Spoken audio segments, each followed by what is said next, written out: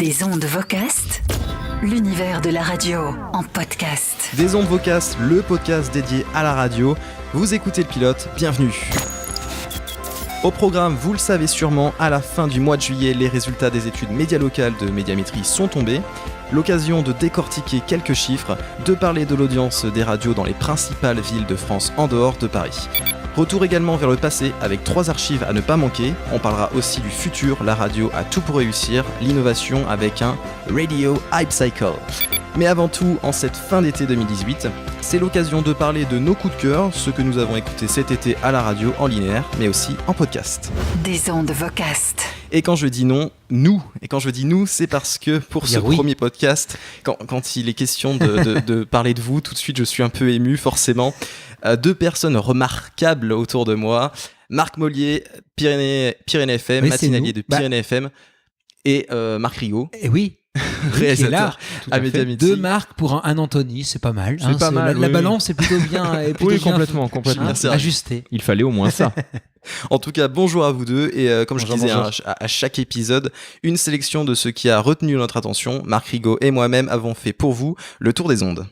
Des ondes Vocast, le tour des ondes en 80 tours. Ce qui nous a marqué en radio et en podcast cet été, commençons avec un extrait du Grand Rush, ce marathon radiophonique animé par François Sorel pendant 24 heures non-stop en direct sur RMC. Du vendredi 1er août ou 2 août, c'était à l'occasion du grand chassé-croisé sur la route des vacances. Et la page Facebook d'Histoire radiophonique a repéré ce moment très sympathique samedi vers 14h30 où le matinalier d'énergie Manu Lévy est passé à l'antenne d'RMC. Écoutez ça.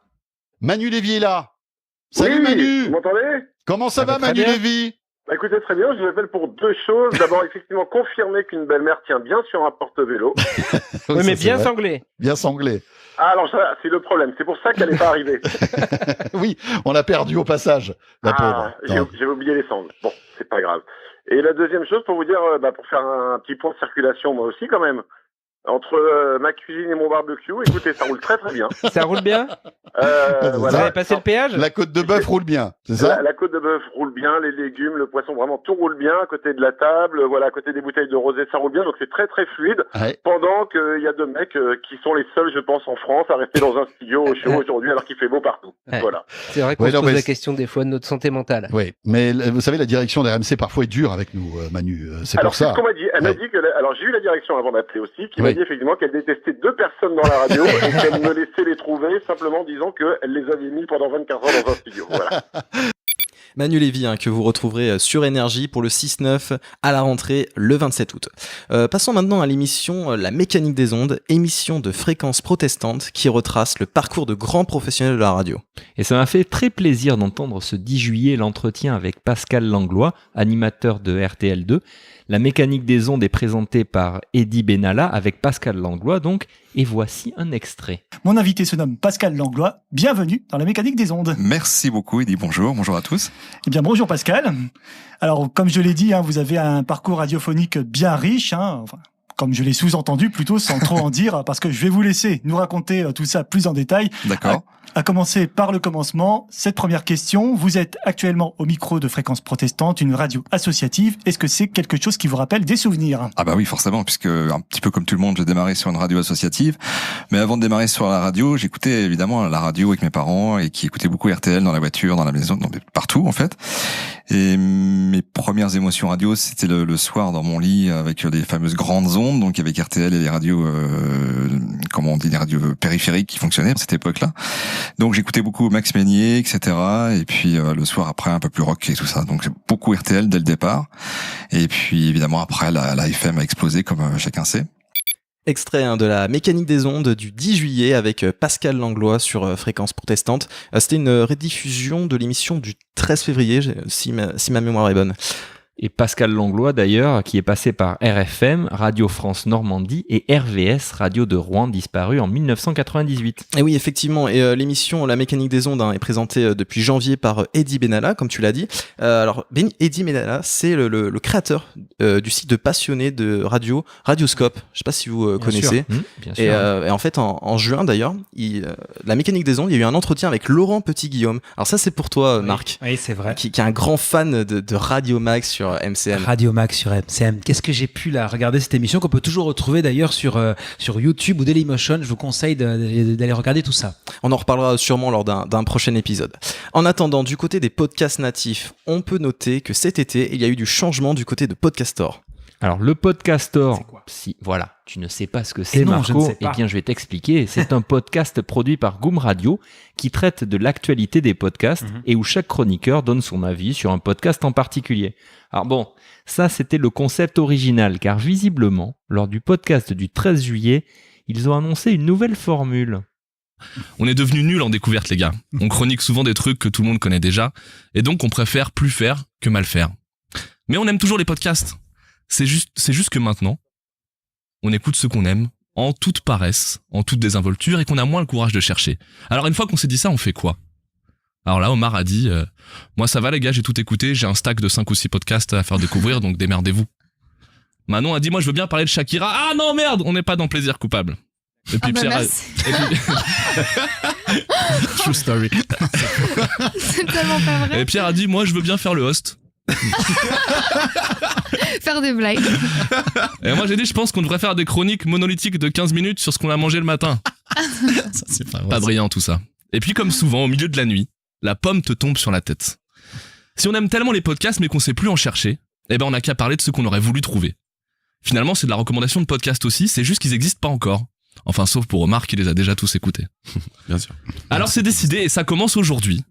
Maintenant, dans le Podcastor, t'as le choix de faire la recommandation que tu veux. Celle d'un podcast que t'as écouté ou celle d'un podcast que t'aimerais écouter. Bon bah c'est pas si mal comme idée, et si je me souviens bien, ils ont proposé un podcast sur Beyoncé, un podcast jeu sur les régions de France aussi, et un podcast sur les analogies de la vie dans le foot. Ouais, ça, alors ce concept-là, je l'ai pas trop compris, mais bon. Je t'avoue que... Bon, en tout cas, vous pouvez voter pour le meilleur concept, et celui qui a le plus de votes sera enregistré par l'équipe, si j'ai bien compris. Bref, le Podcastor à retrouver sur Apple Podcast ou Google Podcast. Marc, j'aimerais terminer avec, tu me connais, hein, les dossiers extraordinaires diffusés sur Europe 1 chaque samedi cet été en hommage à Pierre Bellemare de 17h à 18h. Et je sais que tu n'en as pas loupé un. Non, je suis fan. C'était une occasion pour tout le monde de découvrir ou redécouvrir justement cette émission mythique qui a été diffusée entre 1974 et 1976. Europe 1. Bonjour, c'est Julie. Cet été, avec les équipes d'Europe 1, nous avons décidé de rouvrir chaque samedi entre 17h et 18h les dossiers extraordinaires de Pierre Bellemare qui nous a quittés au printemps.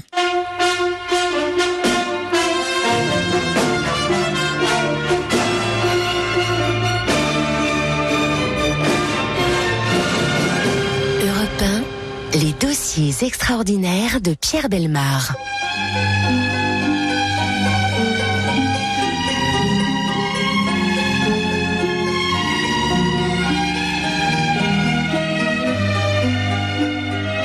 Eh bien, voyez-vous, il y a des choses à ne pas faire si vous ne voulez pas qu'on vous prenne pour un fou. Exemple, ne pas payer les traites de ses meubles, rosser à coups de bâton l'huissier qui vient les saisir et le jeter dehors. Il faut savoir se retenir de rosser l'huissier. Extrait de l'émission Hommage des dossiers extraordinaires de Pierre Bellemare, diffusé sur Europe 1 le 7 juillet pour sa première édition. Ne zappez pas, avant la fin de cet épisode, vous allez également entendre de belles archives. Croyez-moi, nous avons sélectionné pour vous vraiment des archives qu'on trouve très difficilement sur internet. Restez bien avec nous. Avant cela, on va parler des médias locaux avec l'autre Marc Mollier. Oui, je suis là.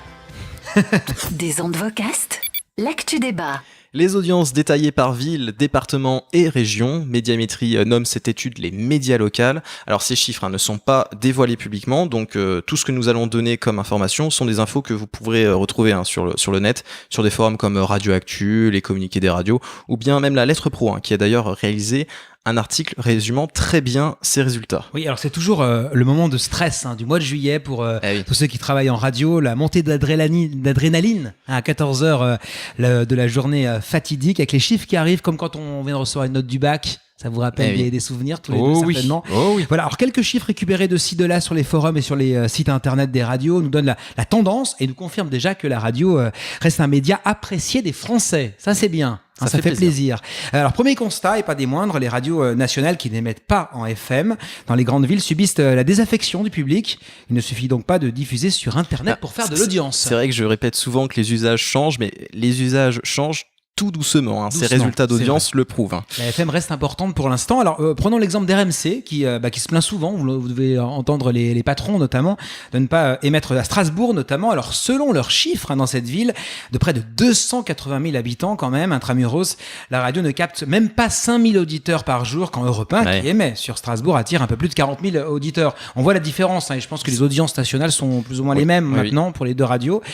Toujours pour cette même ville, on peut dire aussi que RTL2 qui n'a pas d'émetteur non plus sur Strasbourg, à moins de 1000 auditeurs par jour. C'est pas beaucoup pour Strasbourg, alors qu'RFM, qui est une historique là-bas, 70 000 auditeurs par jour. C'est quand même un grand écart. Alors, tu as parlé de Strasbourg, mais qu'est-ce qui t'a marqué dans les plus grandes villes Alors, j'ai fouillé sur Internet. Moi, je suis comme ça. Je fouille, vous savez. C'est un passionné, Marc. Pour les historiques de catégorie B, certaines tirent bien leur jeu. C'est vrai, à Lyon, par exemple, Radio Scoop continue de battre Énergie, malgré les efforts de la radio parisienne pour inverser les tendances. On a eu 2 animateurs en local par moment sur Lyon pour contrer Scoop. Ça n'a pas marché.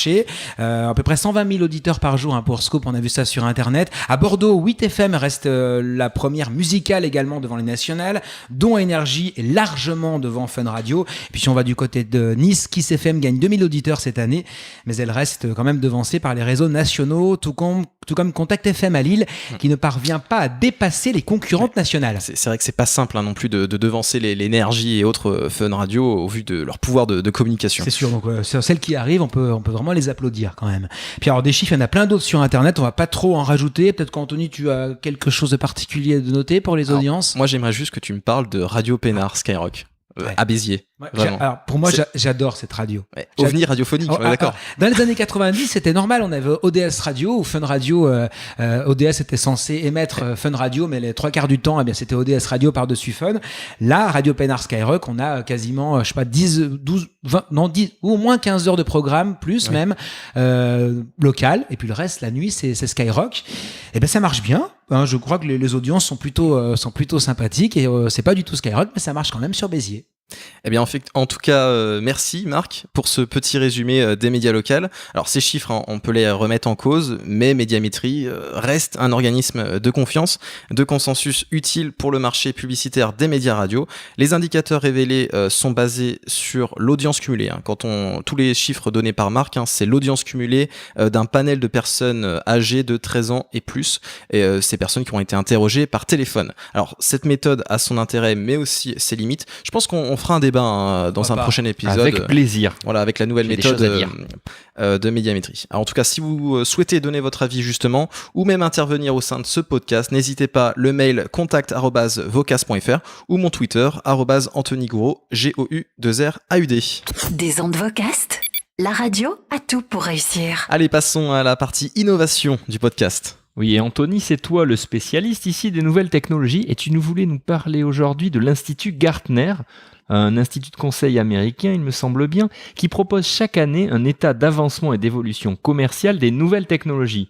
Mais alors toi, tu voulais appliquer leur méthode surtout à la radio, enfin à tout ce qui a trait à la radio. Effectivement. Eux, ils ont une petite méthodologie. Ils établissent ce qu'on appelle une courbe de la hype. Donc c'est une courbe en fait où ils déterminent des technologies et des usages selon 5 parties, 5 phases. Je vois le schéma, mais ce qui est le plus mûr sur le marché, c'est ce qui a atteint une adoption généralisée, on va dire. C'est ce que Gartner appelle le plateau de productivité. Tu peux nous en dire plus ? Alors oui, exactement. En radio, pour moi, cette partie-là, le plateau de productivité, c'est tout ce qui touche à la consommation dite consommation linéaire, que ce soit la radio en hertzien avec la technologie FM ou les web radios en technologie IP. Pour le moment, actuellement, la radio, c'est ça. C'est un flux H24 de programmes audio. On est d'accord, c'est toujours l'usage le plus viable sur le marché. Alors, pour ceux qui se disent, l'écoute en linéaire est-elle en déclin ? Bon, ça, voilà, on voit avec le DAB, bon, chacun a son avis, là c'est à vous de juger. Mon propos, c'est que c'est un fait, pour l'instant, l'usage et les technologies principales concernant la radio, c'est la vision d'un émetteur qu'on nourrit continuellement. Et alors, quelles sont les autres alternatives, les futurs possibles ? Je vois que la partie appelée, justement, pente de l'illumination par Gartner, il a des jolis noms en plus. Ouais. Hein ? Ça regroupe les technologies et les usages qui commencent à trouver un marché, qui après plusieurs tentatives, plusieurs pilotes semblent bientôt prêts à atteindre le plateau de productivité. C'est nous, ça. C'est nous, là, on va parler de podcast, non? Et effectivement, voilà, c'est tout ce qui touche à l'écoute d'énergisée simple. La catch-up radio, les podcasts en général. Les podcasts commencent petit à petit à générer des revenus. Le marché est prometteur, mais encore timide. On peut faire le pari que les radios vont tout adopter petit à petit, une vraie stratégie de délinéarisation des contenus, et du coup qu'il va y avoir de plus en plus de studios de production de podcasts aussi. Mais alors tu me disais que tu voyais également dans cette partie de pente de l'illumination, j'adore vraiment le nom, tout ce qui est du domaine de la stratégie de média global. Oui, alors derrière ce grand mot, hein, c'est en fait imaginez le contenu diffusé en radio, mais aussi en vidéo, et aussi associé à un article, texte de blog associé, sans oublier la présence sur les réseaux sociaux. Pour moi, ça inclut aussi tout ce qui est à la fois diffusé en radio et en télé. On le voit avec France Info, ou les grandes gueules sur RMC numéro 23. Donc parfois, ça permet de générer des profits considérables, ou bien de réaliser quelques économies de production, mais il faut s'attendre quand même, il faut quand même attendre un peu pour constater des généralités sur les aspects dits multicanaux. Ok, d'accord. Et alors, attends, maintenant, il y a aussi la traversée de la désillusion. C'est une nouvelle partie, ça? C'est une nouvelle partie, mais alors là, tu vois, Marc, c'est les applications un peu trop récentes, mais qui ont déçu et qui ont présenté leurs limites. Donc pour la partie radio, moi je vois bien tout ce qui touche à la recommandation de contenu. Vous voyez les playlists boostées par l'IA. Par exemple, Deezer Flow, la playlist autogénérée par utilisateur. On se rend compte que c'est difficile de personnaliser le contenu au maximum, que la recommandation, l'éditorial humain est toujours plus efficace. Alors on peut faire le pari que les algorithmes d'auto-apprentissage, donc de machine learning, vont s'améliorer et fournir des smart radios, des radios personnalisées en mélangeant du contenu parlé et de la musique. Pour moi, il faut un peu de patience, il faut encore attendre au moins 2 ans pour voir cet usage et ces technologies-là vraiment avoir une adoption généralisée. Alors ok pour la pente de l'illumination, mais il y en a une autre que j'adore, le pic d'emballement maximal. Tu sais, là, il est question des technologies où il y a des attentes démesurées, où l'emballement médiatique est fou, mais où il y a peu de réelles applications et encore moins de marchés viables. Voilà, donc là, c'est l'étape d'avant, on va dire. Donc là, sans hésiter, c'est tout ce qui est du domaine du web vocal. Assistants vocaux, présents dans les smartphones, TV et enceintes connectées. On est assez d'accord. Voilà. En réalité, je crois à fond dans les assistants vocaux. On entend parler un peu partout, mais honnêtement, il n'y a pas de réelle révolution encore aujourd'hui. C'est très prometteur, surtout pour les radios.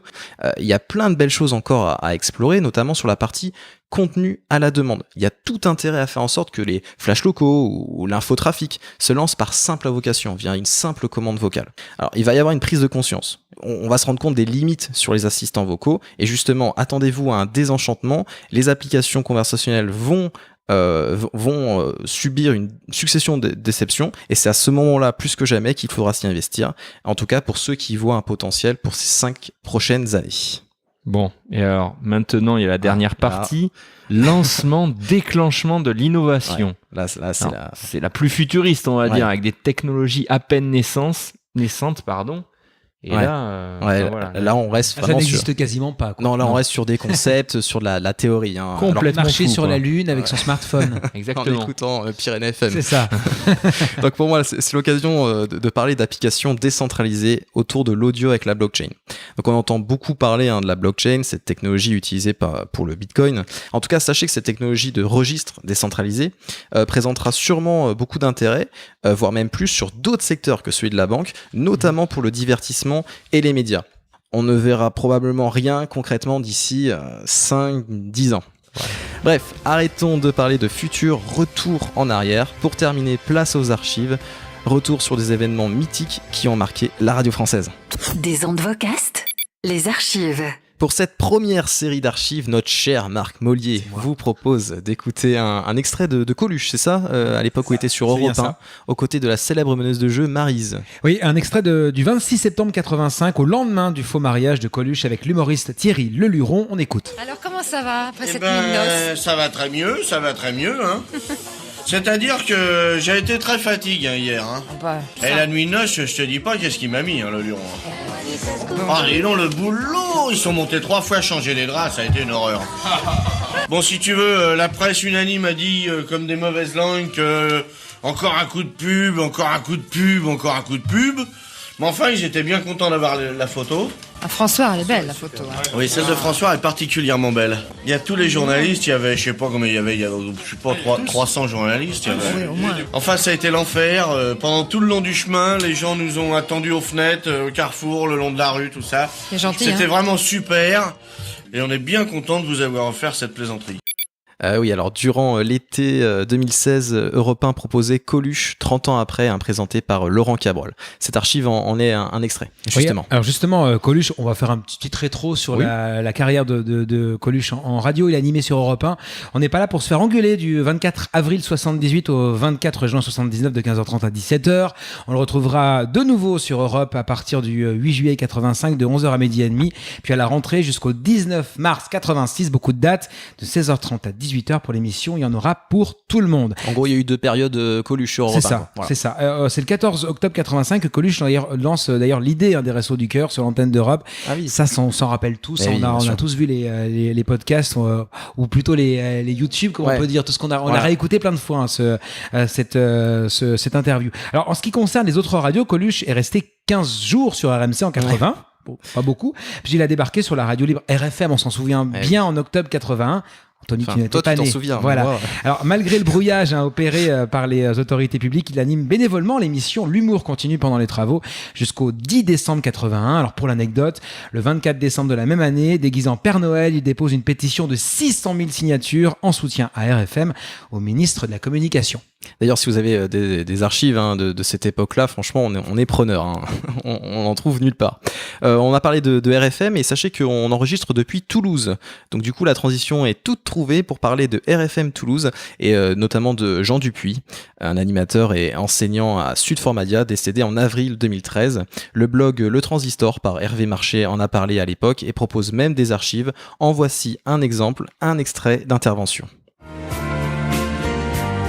RFM, le meilleur de la musique et une des plus belles chansons de Laurent Voulzy sur RFM.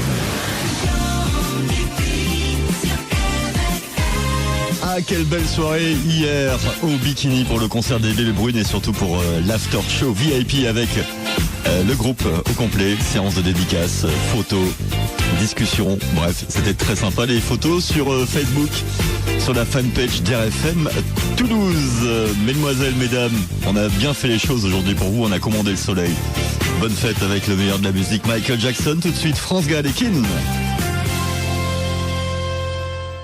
Donc voilà, intervention de Jean Dupuis, voix éteinte de la FM toulousaine, extrait de RFM datant de mars 2013. Une grande pensée pour Jean Dupuis qui avait également présenté de 95 à 97 l'émission Les Années Vinyles dans le cadre du décrochage de la mi-journée sur Europe 2 Toulouse. 1960-1984, du lundi au vendredi, Europe 2 fait revivre le vinyle avec Jean Dupuis. 1940, Jean Dupuis découvre le disque vinyle. 1996, il en fait profiter tout le monde. Il passe de la musique de jeunes. Cotton et boule d'or. Faudrait quand même pas exagérer là. Hein. Les années vinyles sur Europe 2 du lundi au vendredi, 12h30, 14h. Et on reste à Toulouse avec une radio de service public, alors dont j'ignorais mais complètement l'existence avant. Et enfin, je parlais de FIT, France Inter Toulouse, devenu FIP Toulouse en 1986. Vous retrouverez un peu plus d'informations sur le site où nous nous sommes renseignés, 100ansderadio.free.fr. Oui, FIP, ça veut dire France Inter Paris déjà, il faut le dire. Alors pour résumer, France Inter Toulouse FIT a commencé à émettre le 20 décembre 73. La programmation musicale modulée depuis Paris était composée de jazz, musique classique, variété française, rock et autres diverses musiques du monde. Un studio était aménagé à Toulouse pour les interventions parlées, infos de service, météo, circulation, info culturelle.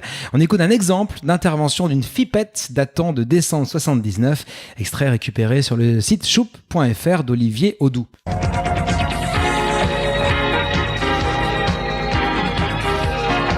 Faites des petits tas que vous arrangerez avec amour, ou bien faites ce que bon vous semble. De toute façon, il n'y aura pas de collecte d'ordures ménagères aujourd'hui, demain, ni le 1er janvier.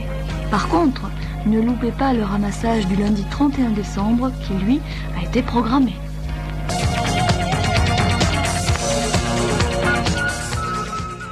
En 1987, FIP Toulouse fusionne avec Radio France Toulouse et perd son nom de cette fusion. Le 17 janvier 1997, Radio France Toulouse cesse ses émissions et avec elle la retransmission du programme musical de FIP. La fréquence a été cédée au Move. Et oui, et le 17 juin 2008, FIP a obtenu de nouveau la fréquence sur Toulouse, le 103.5, c'est ça, mais en passif, sans décrochage locaux. C'est bien dommage. Allez, c'était le pilote des ondes Vocast, le podcast sur la radio. Merci à vous de nous avoir écoutés. N'hésitez pas à nous faire part de vos remarques, bonnes ou mauvaises. Et puis si vous voulez participer au projet Vocast, n'hésitez pas à nous contacter. contact@vocast.fr ou sur mon Twitter, Anthony Gouraud, GOU2RAUD. Je t'envoie un tweet. C'est tweet. Bon, merci à vous deux. Merci Anthony. Merci Marco. Invité. Marc. Merci à Marc. Marc, voilà, on va y arriver. Ça vous a plu ce premier podcast ? Mais parfait. C'était très bien. On a appris plein de choses. Ouais. Et un grand merci à notre voix off Estelle Hubert. Son site estelhubert.com sera bientôt en ligne. N'hésitez pas à faire appel à elle si vous avez un besoin de voix off. Et merci également à Fabien Jorat de Toulouse FM pour la prod. Toulouse FM, voilà, qui nous a aidé pour tout ce qui est prod. Prochain épisode, retour sur la rentrée de septembre, bien entendu. On vous donnera nos ressentis sur cette saison qui s'annonce. Et comme à chaque épisode, il y aura des archives et on parlera d'innovation en radio. Des ondes Vocast est un podcast du projet Vocast, disponible sur vocast.fr, Apple Podcast et Google Podcast. À très bientôt, ciao. Des ondes Vocast.